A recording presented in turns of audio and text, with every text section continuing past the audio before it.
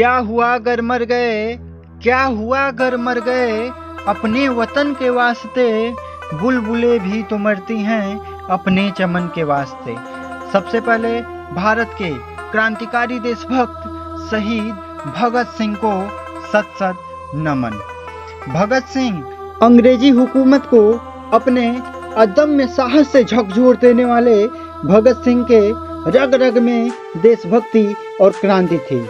वह कहते थे, मेरे जज्बातों से इस कदर वाकिफ है मेरी कलम, मेरे जज्बातों से इस कदर वाकिफ है मेरी कलम, मैं इश्क भी लिखना चाहूँ तो इनकलाब लिख जाता है। भगत सिंह क्रांतिकारी देशभक्त ही नहीं बल्कि एक अध्ययनशील विचारक, कलम के धनी, दार्शनिक, चिंतक, लेखक, पत्रकार और महान मनुष्य थे। उन्होंने मात्र 23 वर्ष की छोटी सी आयु में फ्रांस, आयरलैंड, रूस की क्रांति का विशद अध्ययन किया था।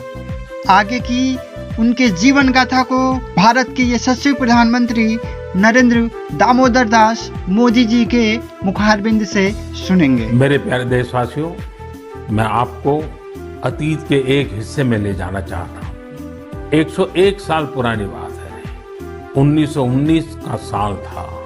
अंग्रेजी हुकूमत ने जलियांवाला बाग में निर्दोष लोगों का कत्लेआम किया था। इस नरसंहार के बाद एक 12 साल का लड़का उस घटना स्थल पर गया। वह खुशमिजाज और चंचल बालक, लेकिन उसने जलियांवाला बाग में जो देखा वह उसकी सोच के परे था। वह स्तब्ध था, यह सोचकर कि कोई भी इतना निर्दयी कैसे हो सकता है। वह मासूम गुस्से की आग में जलने लगा था। उसी जलियांवाला बाग में उसने अंग्रेजी शासन के खिलाफ लड़ने की कसम खाई। क्या आपको पता चला कि मैं किसकी बात कर रहा हूँ?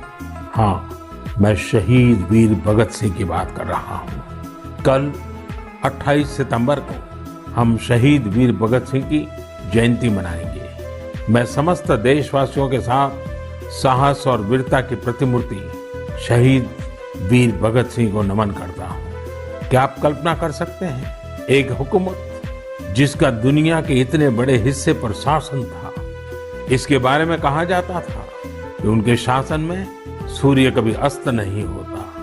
इतनी ताकतवर हुकूमत एक 23 साल के युवक से भयभीत हो गई थी। शहीद भगत सिंह पराक्रमी होने के साथ साथ विद्वान भी थे, चिंतक थे। अपने जीवन की चिंता किए बगैर भगत सिंह और उनके क्रांतिवीर साथियों ने ऐसे साहसिक कार्यों को अंजाम दिया जिनका देश की आजादी में बहुत बड़ा योगदान रहा।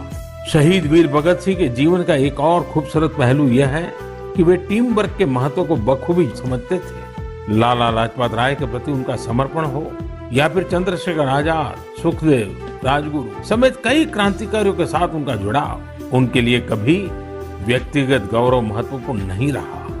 वे जब तक जिए सिर्फ एक मिशन के लिए जिए और उसी के लिए उन्होंने अपना बलिदान दे दिया। वह मिशन था भारत को अन्याय और अंग्रेजी शासन से मुक्ति दिलाना।